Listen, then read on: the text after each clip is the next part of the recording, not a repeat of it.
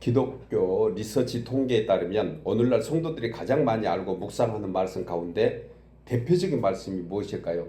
시편 23편이라고 합니다. 그런데 시편 23편은 현재뿐만 아니고 과거 중세 시대에 이미 그 전에 오랜 시간부터 많은 사람들에게 가장 많이 읽혀지고 또 알려진 그러한 내용의 글입니다. 그래서 18세기 독일의 철학자 임마누엘 칸트도요, 이 시편 23편에 대해서 이렇게 얘기합니다. 내가 지금까지 읽었던 다른 모든 책 중에서 성서에 이 말씀만큼 나에게 위로를 준 적이 없다. 이처럼 시편 23편은 지난 수세기에 걸쳐서 수많은 사람들에게 격려와 위로를 베풀어 왔고 그와 같은 감화 감동의 말씀으로 지금도 역사하고 있는 것을 보게 됩니다. 여러분, 그렇다면 왜 시편 23편 이만큼 성도들이 그 마음속에 깊이 와닿는 말씀으로 받아들이고 또 읽히고 있을까? 그 이유는 비록 1절에서 6절까지 밖에 안 되는 그러한 짧은 말씀이지만 이 말씀에는 성도의 기승전결이 있습니다. 성도에게 향한 하나님의 완전한 말씀이 이 안에 있는 거예요. 성도의 시작과 끝이 무엇인가에 대해서 아주 선명하게 말씀하고 있는 것이 시편 23편입니다. 그래서 모든 시편의 말씀이 그렇지만 특별히 시편 23편 내용을 암송하거나 외우는 거 필요합니다. 그런데 그 무엇보다 그 속에 담겨있는 내용을 생각하면 거기에 하나님, 즉 목자 되시는 주님과 나와의 관계를 대입하면서 생각하면서 말씀을 읽으면 훨씬 더 그 말씀의 의미가 우리 마음 가운데 은혜가 될 것입니다. 예수님을 목자로 그리고 한없이 부족하고 연약한 그리고 미련한 나 관계를 뚜렷하게 보여주는 것이 참으로 신기한 것은 매번 읽을 때마다 의미가 다르다는 거예요. 매번 읽을 때마다. 여러분, 시편은 논리적인 어떤 글이 아닙니다. 시편은 찬송과 감사의 노래입니다. 그리고 나의 고백이 돼야 되는 거예요. 그래서 히브리인들은 신앙적 체험과 종교적 감정을 담아서 기록하고 있는 것이 바로 시편이라고 하는데 이 시편을 우리의 신앙 고백서다 이렇게 얘기합니다. 하나님께서 특별한 방법으로 그의 백성들을 만나시는 일종의 송소와 같은 것, 그것이 바로 시편 23편에 담겨 있는 것입니다. 이스라엘 백성들의 찬송과 기도가 담겨 있고요. 그러므로 모든 성경의 말씀이 그렇지만 특별히 시편의 말씀의 의미는 깨달으면 깨달을수록 더 깊은 그런 의미로 다가온다는 거예요. 그리고 이 말씀들은 과거에 쓰여진 것 같지만 나에게 새롭게 조명돼서 여러분 오늘부터 다시 한번 시편 23편을 시간 될 때마다 한번 되새겨 보시고 암송하시면 그 말씀이 깊은 의미로 여러분들의 삶의 위로가 될 줄 믿습니다. 여러분, 우리 신앙의 여정에는 시편 23편이 얘기한 것의 의미가 세 가지입니다. 먼저 죄로 인하여 죽었던 우리를 긍휼히 여기시는 하나님의 은혜. 그 다음에 하나님께서 예수 그리스도로 말미암아 그 긍휼의 표현을 구원으로 인도해 주신 것입니다. 그리고 이 세상에서 하나님의 자녀로 살다가 그 언젠가 때가 되면 영원한 하나님의 나라인 천국으로 옮겨주시는, 인도해 주시는 그러한 성도의 여정이 바로 성경 전체의 맥락이고 시편 23편이 담고 있는 내용인 것입니다.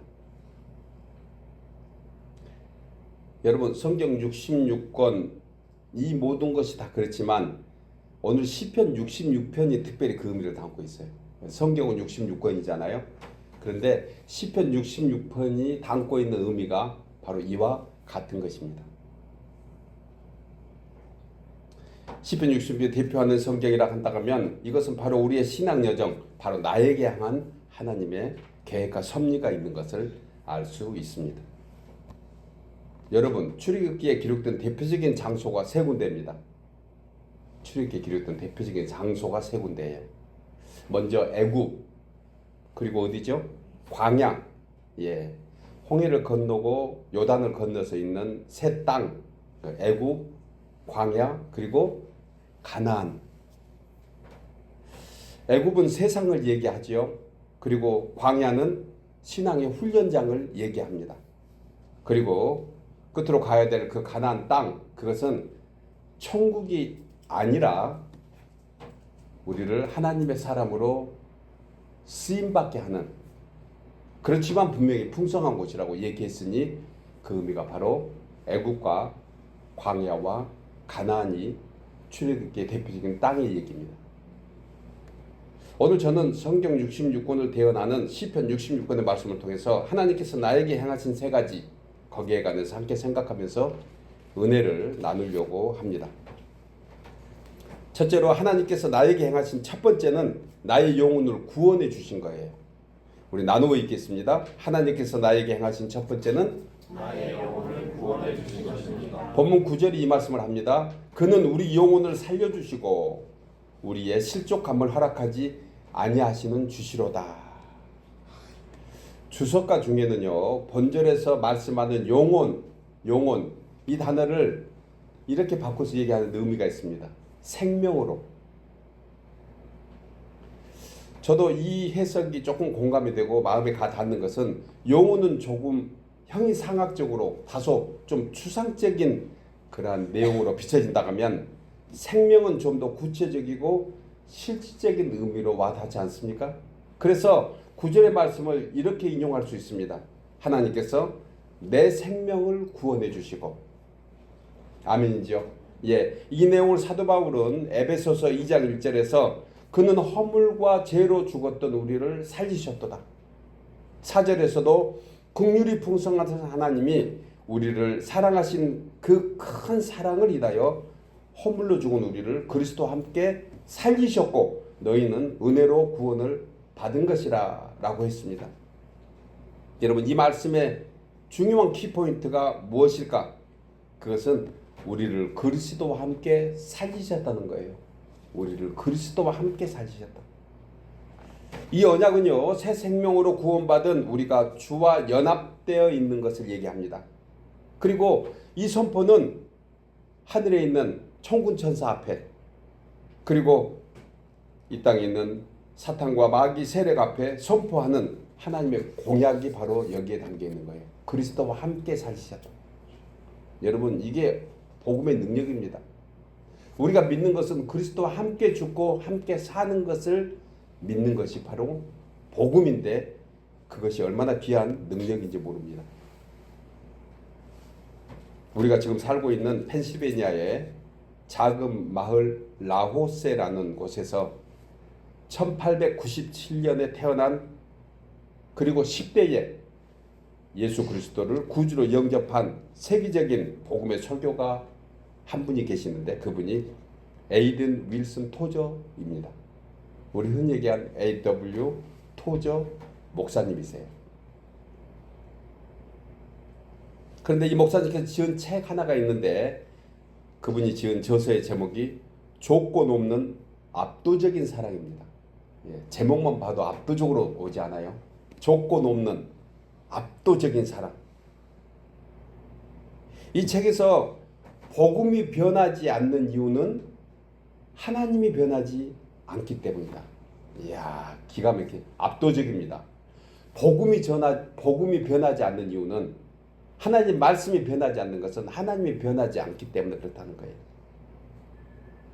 이렇게 얘기하면서 그분이, 주님이 우리에게 부어주신 무조건적인 사랑은 결코 변하지 않는다.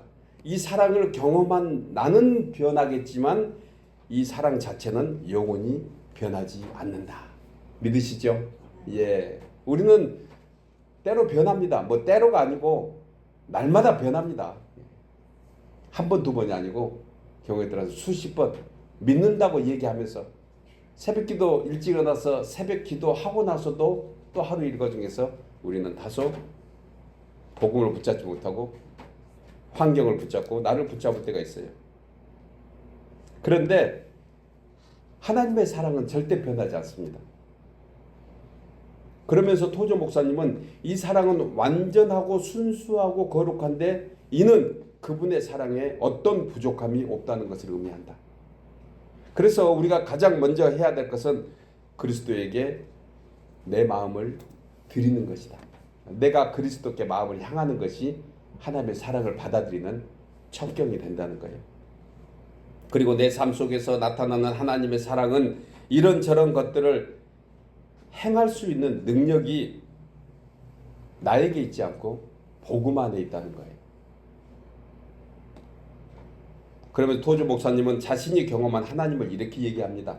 나는 때때로 하던 일을 멈추고 내 삶에 임한 그리스도의 놀라운 사랑을 깊이 생각한다. 일하다가 갑자기 예수님 생각이 나면 일을 멈추고 찬양한다는 거예요. 감사한다는 거예요. 주님의 말씀을 생각한다는 거예요. 그리고 그 사랑을 받을 자격이 내게 없다는 것을 자신은 잘 안다. 하지만 내 자격이 줄어들수록 그 사랑이 그만큼 더 많이 내 삶 속에 흘러 들어오는 것을 안다. 그래서 나는 하나님의 사랑이 무조건적으로 내 삶에 흘러 들어온 것을 나는 믿고 감동하면서 황홀할 뿐이다. 토저 목사님의 고백입니다. 우리의 고백이기를 주의 이름으로 축복합니다. 여러분, 우리는 비우면 비울수록 하나님의 사랑이 커져요. 사도 바울은 우리가 연약할 때 하나님의 강함이 되신대. 이 얘기를 똑같이 표현을 하고 있는 거예요. 우리는 우리로 강함되면 하나님이 안 계십니다. 그런데 우리가 약하고 우리가 힘들고 우리가 신음하고 우리가 때로는 마음속에 정말 표현할 수 없는 어떠한 고난과 시련이 더 깊어질수록 하나님의 은혜는 더 깊어지는 줄 믿습니다. 여러분, 토저 목사님에게 역사하시는 하나님의 크고 놀라운 사랑이 우리에게도 동일하게 임할 줄 믿습니다. 그분의 하나님, 우리의 하나님이세요. 성경에 나와 있는 모든 믿음의 사람들의 하나님, 우리의 하나님이십니다. 시편 68편 19절에 다윗은 그래서 이렇게 고백합니다. 날마다 우리 짐을 지시는 주 곧 우리의 구원이신 하나님을 찬송할지로다. 하나님은 우리에게 구원의 하나님이시라. 사망에서 벗어남은 주 여호와로 말미암는다고 확신하면서 선포할 때 다윗은 어려운 모든 지경을 다 극복하고 나갔습니다. 그러므로 여러분, 우리의 새 생명 즉 영혼 구원이 완성이라고 한다면 우리 삶의 구원은 현재 진행형이에요. 이 사실 믿는 것이 우리에게는 참으로 중요한 신앙의 예정입니다. 여러분, 이미 우리는 다 승리한 삶을 삽니다. 그런데 또한 우리는 그 승리를 향해서 걸어가는 하나님의 사람들이라는 거예요. 사랑하는 여러분, 하나님의 구원의 은총은 크고 넓게는 우리의 영혼을 사망에서 생명으로, 지옥에서 천국으로, 영벌에서 영생으로, 고통에서 기쁨으로 구원해 주신 것입니다. 또한 작게는 이 세상을 사는 동안 여러 가지 슬픔과 아픔과 고통, 그 모든 것 위에 하나님의 위로와 회복으로, 그리고 빈곤과 연약함에서 풍성함과 강함으로 구원해 주신 것, 이것을 우리는 날마다 하나님을 찬송하는 조건이 된 줄 믿습니다. 여러분, 주님을 바라보십시오. 찬양의 가사에서 주만 바라볼지라. 그리고 주만 바라보는 모든 사람에게 이와 같은 위로와 축복이 있을 줄 믿습니다. 두 번째로 하나님께서 나에게 행하신 두 번째는 나를 단련하시기 위하여 주신 고난과 시련입니다. 나누어 읽을까요? 하나님께서 나에게 행하신 두 번째는 나를 단련하시기 위하여 주신 고난과 시련입니다. 본문 10절 이하에서 이 말씀을 하는데요. 하나님이여, 주께서 우리를 시험하시되 우리를 단련하시기를 은을 단련함 같이 하셨으며 우리를 끌어 그물에 걸리게 하시며 어려운 짐을 우리 허리에 메어 두셨으며 사람들이 우리 머리를 타고 가게 하셨나이다. 말씀이 이해가 되시나요? 다시 한번 여러분, 여기서 누가 주어고 누가 목적인지 알아야 됩니다. 누가 본질이고 누가 주인공인지를 알아야 돼. 다시 한번 해볼게요. 하나님이여, 주께서 우리를 시험하시되 우리를 단련하시기를 은을 단련한 것 같이 하셨대. 누가 했다고요? 하나님께서. 누구에게? 나에게. 주인공은 하나님, 우리는 거기에 출연한 조연들입니다. 자, 어떻게 했다? 우리를, 나를, 조연인 나를 끌어서 그물에 걸리게 하시며. 누가? 하나님께서. 이 말이 됩니까? 여러분, 우리는 그물을 피하게 해달라고, 그물 없애달라고 기도하는데 하나님께서 그물에 걸리게 하신대. 대단히 죄송합니다. 참 묘한 하나님이세요. 아이러니한 하나님이세요. 아니, 하나님 우리를 구원하셨으면 우리가 아무 탈 없이 무탈하도록 염려 걱정 없이 세상을 살도록 하셔야지, 하나님이 우리를 잘 가고 있는 나를 끌어다가 그물에 걸리게 하신대. 그리고 또 뭡니까? 어려운 짐을 우리 허리에 메어두신대. 누가? 하나님께서. 그리고 사람들이 우리 머리를 타고 가게 하신대요. 누가? 하나님께서. 사람들이 우리 머리를 타고 간다는 것은 정말 표현을 어떻게 해야 될까 제가 많이 고민했는데, 완전히 자존감 뭉개뜨리는 거예요. 자존심. 누가? 하나님께서. 본절에서 시인은요, 하나님께서 우리를 구원하신 후 행하신 일입니다. 하나님께서 우리를 구원하신 후. 그러니까 이 말씀에 빗대보면 예수 믿으면 복 받습니다 라는 것이 맞을까 틀릴까? 여기까지는 그렇게 얘기해서는 안 된다라는 생각을 해요. 왜? 우리의 복의 개념은 그저 만사형통 내 뜻대로 잘 먹고 잘 살고 누구한테 다 칭찬받고 존경받고, 이것이 우리의 만사형통이니 예수 믿으면 이와 같이 된다 안 된다? 오늘 말씀 보니까 아닐 수 있다는 거예요. 예수님이 우리를 구원하셨습니다. 믿으시죠? 하나님이 자녀 삼으셨어요. 그런데 그 후에 행하신 것을 관하여 이렇게 말씀하잖아요. 우리를 끌어 그물에 걸리게 하시며 우리 허리에 어려운 짐을 메어두시고, 이것도 사실 힘들고 어려운데 이것도 부족해서 사람들이 우리의 머리를 타고 가게 하신대요. 여러분, 예수님의 모습 그대로입니다. 예수님이 골고다 십자가까지 올라가는 그 여정 그대로 이 말씀하고 있는 거예요. 그 힘들고 고통스러운 십자가 예수님께서 오직 지시셨으면 혼자 메고 갈 수 없는 것을 옆에 군인이 보고 구레네 시몬에게 그것을 맡겨야 할 정도로 처참하고, 그 머리에 가시면류관 써서 사람들이 침뱉고 조롱하고, 예수님의 십자가 모습 그대로. 오병이의 기적과 치료받고 회복받고 죽은 자가 살아나고, 여기까지만 하는 그 구원으로 멈춰 있으면 예수님은 우리에게 대단한 예수님이실 텐데, 예수님이 그런 모든 과정, 그 다음 과정이 십자가의 길인 걸 생각하면, 아, 우리의 구원의 여정, 우리 신앙의 여정도 이와 같은 과정을 걸쳐야 하는구나라는 것입니다. 우리는 십자가 피하려고 얼마나 기도합니까? 십자가 없애달라고. 여러분, 우리 인생살이에는요, 우연은 결코 없습니다. 특별히 성도에게 우연은 존재하지 않아요. 재수 없어서 어쩌다가, 이런 것은 성도의 입에서 나와서는 안 될 단어입니다. 왜요? 우리에게 우연은 없다. 왜냐하면 나의 연약함과 부족함으로 인한 필연인 거예요. 또 하나님께서 계획하고 섭리한 필연이 있어요. 그러니까 무슨 일을 당하면 나의 연약함으로 인한 필연인지 아니면 하나님의 계획과 섭리 속에 있는 필연인지, 분명히 우리는 우연이 없는 필연 속에 살고 있다는 거예요. 깊이 공감하시기를 주의 이름으로 축복합니다. 따라서 항상 생각해 볼 것은, 어떤 힘들고 어려운 일이 생겼을 때 그 일의 원인은 두 가지라는 거예요. 나로 인함인지 하나님으로 인한 거지. 우리의 욕심과 욕망, 한마디로 나의 죄로 인한 고난인가, 또 하나는 하나님의 특별한 섭리와 계획과 역사가 있는 고난인가 하는 것입니다. 어느 설교자는요, 현대인들을 가리켜 길 잃은 양이 아니라 길 찾는 이리와 같다. 야, 좀 아이러니한, 좀 그렇게 묘한 방향의 표현이긴 한데 조금은 공감이 됩니다. 길 잃은 양이 아니래. 요즘 현대인들. 그러니까 이것은 하나님의 자녀된 우리의 그 모습을 양으로 비유한 그런 양, 그런 모습이 아니고 세상 사람들의 비유를 일이라고 한 것 같아요.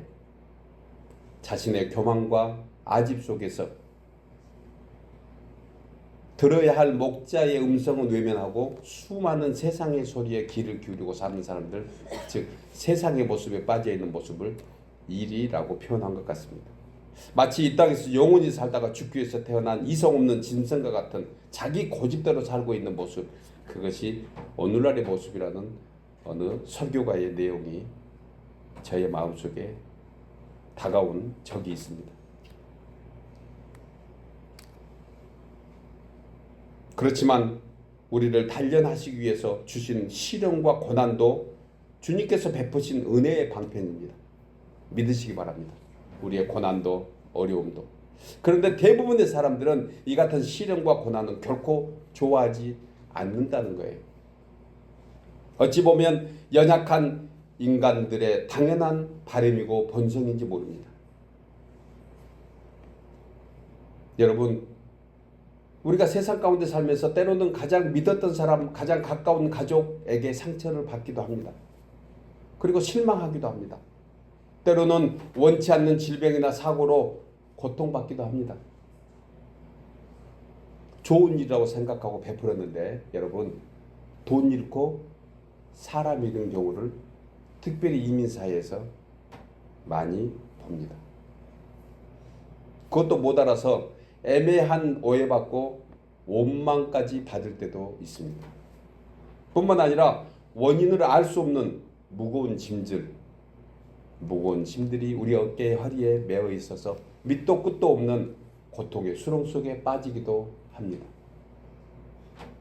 그런데 우리가 하나님의 자녀임에도 불구하고 우리 모두는 이와 같은 일을 당할 수 있다는 거예요. 원치 않는 고통과 시련이 밀려오는 파도같이 멈추지 않는 바람과 같이 끊임없이 우리에게 휘몰아칠 때가 있습니다. 이번 플로리다의 태풍, 믿는 사람에게도 하나님의 교회에도 그 태풍은 지나간 것 같습니다. 그래서 지난날 이런저런 모양으로 이런 시련을 우리 모두는 겪고 삽니다. 앞으로도 그럴 수 있다는 거예요. 중요한 것은 이 같은 시련과 고난 가운데 반드시 하나님의 감춰진 섭리와 계획이 있다는 것입니다. 믿으시기 바랍니다. 성경에 대표적인 인물이 있는데 구약 성경에 나오는 야곱의 아들 요셉과 욥입니다. 분명한 것은 선하시고 의로우신 하나님께서 우리 한 사람 한 사람을 너무너무 사랑하신 그 신실하신 사랑으로 인해서 생겨나는 일들이 많다는 것입니다. 사도 바울은 이 내용을 로마서 8장 28절에서 우리가 알거니와 하나님을 사랑하는 자, 곧 그 뜻대로 부르심을 입은 자들에게는 모든 것이 합력하여 선을 이루느니라. 저는 이 말씀에 오늘 목회하는 데까지 큰 힘이 됐습니다. 여러분, 우리 인생길은 산을 넘는 등반가와 같다는 어느 시인의 얘기가 있습니다. 우리 인생은 산을 넘어가야 되는 등반가와 같다. 그래서 고비고비마다 산 능선을 넘어야 되는데 여러분, 가장 바람이 세차게 부는 위치가 어딘지 아십니까? 능선을 넘을 때 구부능선이래요. 그래서 구부능선이라는 말이 나옵니다. 그것은 산 전체를 열로 나누면 9 정도에 스면 가장 바람이 세차다고 그래요. 그래서 구부능선을 넘어라. 구부능선을 넘었다. 뭐 이런 얘기를 합니다. 우리 신앙의 여정에는요, 반드시 구부능선이 있습니다.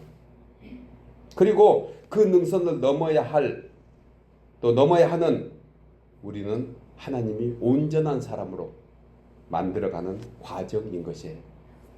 그 능선을 넘지 못하면 그 산은 넘지 못한다는 것입니다. 여러분, 아브라함은 구분응선에서 하나님의 말씀에 순종하면서 독자 이삭을 드림으로 구분응선을 넘었습니다. 그리고 믿음의 조상이 되었습니다. 마리아는 어떤가요? 마리아의 구분응선은 향유 옥합을 깨뜨려서 주님께 드림으로 주님의 기쁨이 되었습니다.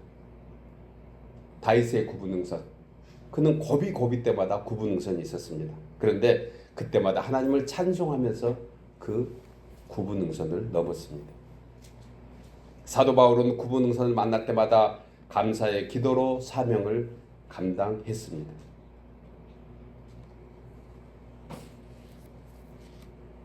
성 어거스틴은요, 자신의 저서 고백록에서 그는 이렇게 얘기합니다. 오 하나님이여, 주님은 주님의 영광을 위하여 우리를 지으셨나이다.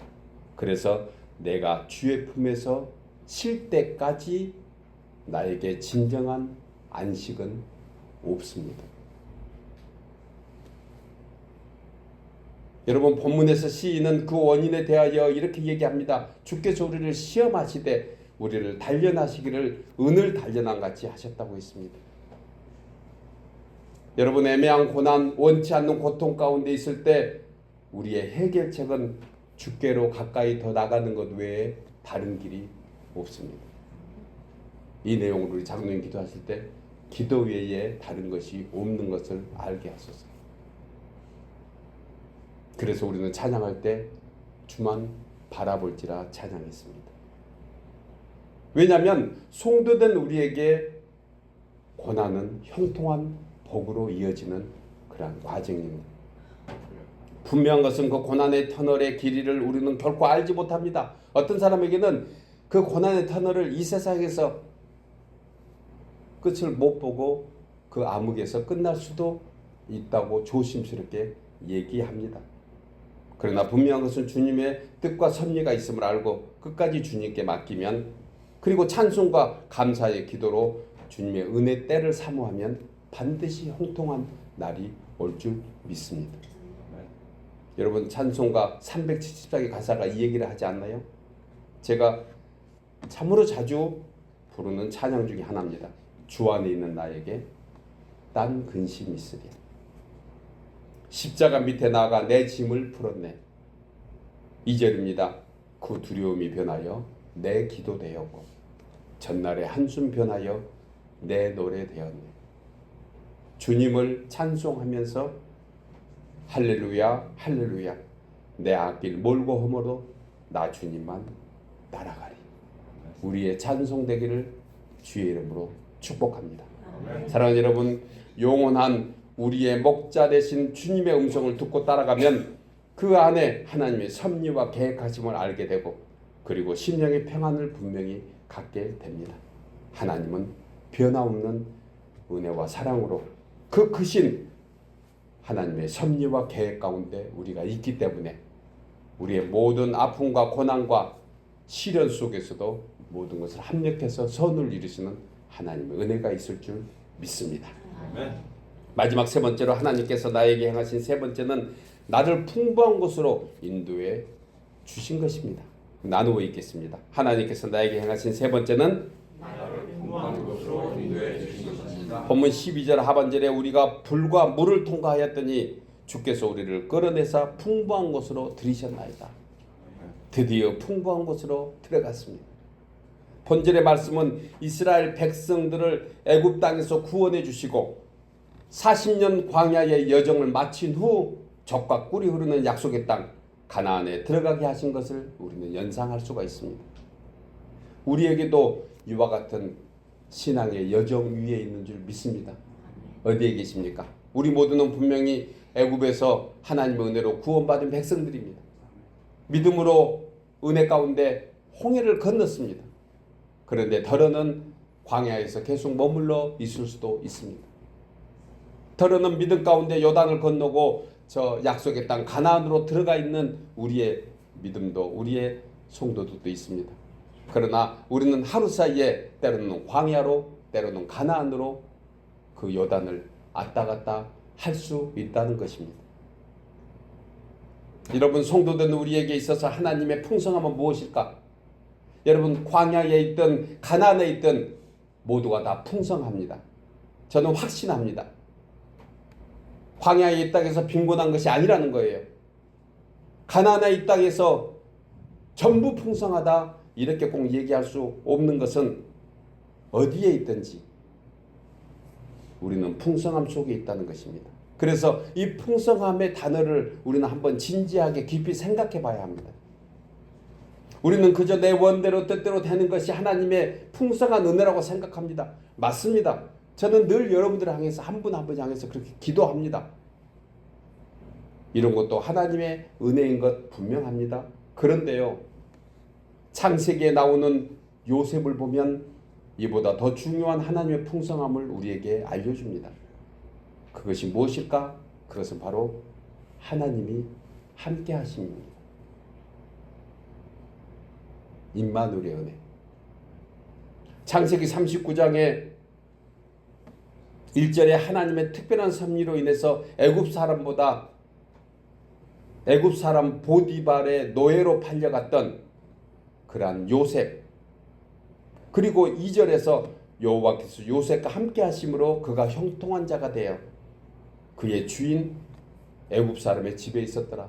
지금 요셉의 신분은 무엇입니까? 노예입니다. 종이에요. 팔린 종. 자신의 것은 자신의 것이 아닙니다. 주인의 것이에요. 그런데 이것이 하나님의 은혜래요.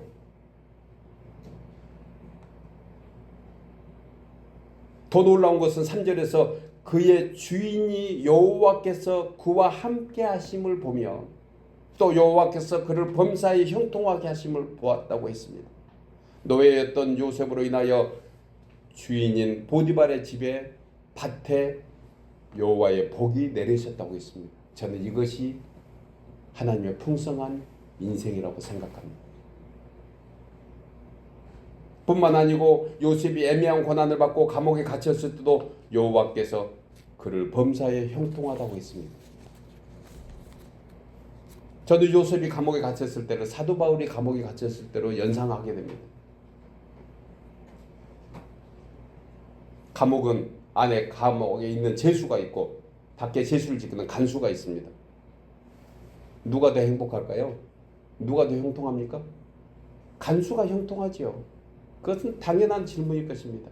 그런데 간수는 불안하고 두려웠습니다. 오히려 감옥에 갇힌 바울과 실라가 훨씬 더 형통했습니다. 왜요? 그 감옥 안에 하나님이 함께 하셨기 때문에 그렇습니다. 우리가 미련한 것은 우리는 참 논리적으로 똑똑한 것 같은데 바보입니다. 우리는 죄수의 그 신분보다 간수 되기를 원합니다. 그런데 그 안에 한 장면을 보면 누가 더 복된가? 그것은 바로 바울과 실라라는 것을 누구나 우리는 대답할 수 있습니다. 왜 그럴까요? 하나님이 함께 하시기 때문에 그렇습니다. 뿐만 아니라 요셉이 애매한 고난을 받고 감옥에 갇혔을 때 그를 범사에 형통하다고 했고 많은 사람들 오히려 밖에 있는 간수와 그리고 보디발은 하나님이 함께하는 것을 보았다는 거예요. 이것이 바로 어떤 현상일까요? 어렵고 힘들지만 우리는 감사하는 것입니다. 내가 원대로 안 됐지만 하나님의 뜻대로 되고 있으니까 오히려 주님을 찬송하는 겁니다. 여러분, 성도의 풍성한 복, 그것은 푸른 초장과 실만한 물가는 목자 되시는 주님이 함께하기 때문에 푸른 초장과 실만한 물가인 것입니다. 영국의 시인이자 소설가인 윌리엄 셰익스피어는 이제 하나님께 찬양하라. 그는 믿는 성도들에게는 암흑이 생기면 빛을, 절망이 생기면 유한을 주신다. 하나님을 찬송하는 이유는 암흑 속에서 빛을 보고 찬양하고 절망 속에서 소망을 보고 찬양하는 사람들이다. 그러므로 우리는 절망 중에도 소망을 가지고 살아야 되며 주님과 함께라면 어느 곳에도 같이 가야 함을 고백해야 된다. 여러분, 저는 하나님께서 주의 자녀된 우리가 이런 인생으로 살도록 역사하고 있는 줄 믿습니다. 우리가 살던 감옥같이 답답한 일을 당하여도 우리는 감옥이 아닙니다. 주님이 함께 하시고 있기 때문에 그렇습니다. 이사야 선지자는 이사야서 49장 8절에서 은혜의 때에 내가 너에게 응답하였고 구원의 날에 내가 너를 도왔도다. 내가 장차 너를 보호하여 너를 백성의 언약으로 삼으며 나라를 일으켜 그들로 그 항모하였던 땅을 기업으로 상속하게 하리라. 그들이 줄이거나 목마르지 아니할 것이며 더위와 볕이 그들을 상하지 아니하리니 이는 그들을 긍휼히 여기시는 자가 그들을 이끌어 샘물 군원으로 인도하실 것이라. 주님의 선포입니다. 여러분, 하나님의 은혜 안에서 살면, 하나님을 사랑하면 만사가 형통하게 됩니다. 아멘이죠? 하나님을 사랑하면 그것이 복되고 풍성한 삶으로 이어집니다. 하나님을 찬송하고 감사하면 닫혔던 옥문이 열리고 발에 채웠던 착고가 풀리게 됩니다. 사랑하는 여러분, 우리 삶의 주관자는 하나님이십니다. 그 하나님께서 우리의 영원한 목자가 되셔서 우리 모두를 실만한 물가와 푸른 초장으로 항상 인도해 주신 줄 믿고 우리를 새 생명으로 구원하셔서 주의 섭리와 사랑으로 우리의 심령을 정금같이 만들도록 오늘도 우리를 단련시키는 그 하나님 안에서 더욱더 감사하며 그 속에서도 평강하고 하나님을 찬양하는 우리 모두 되시기를 주의 이름으로 축복합니다. 아멘.